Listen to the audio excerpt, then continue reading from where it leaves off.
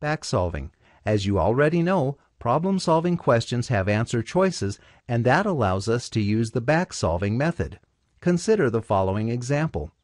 What is the value of x if 2x plus 5 equals 45?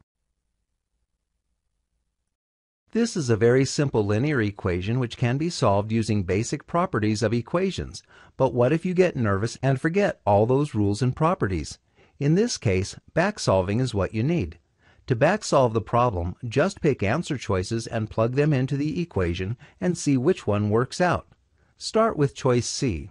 If x equals 16, then 2x plus 5 equals 45 will look like 2 times 16 plus 5 equals 45, or 32 plus 5 equals 45, or 37 equals 45, which is obviously incorrect.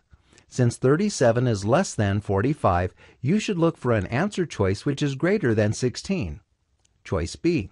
If x equals 18, then 2x plus 5 equals 45 will look like 2 times 18 plus 5 equals 45, or 36 plus 5 equals 45, or 41 equals 45. This is not correct either. Choice A. If x equals 20, then 2x plus 5 equals 45 will look like 2 times 20 plus 5 equals 45, or 40 plus 5 equals 45, or 45 equals 45, which is true, and therefore the correct answer is choice A. As you can see, even if you don't know how to solve this equation, you can backsolve it without applying any rules or properties that you could have forgotten. Note, to save time, don't just randomly pick answer choices.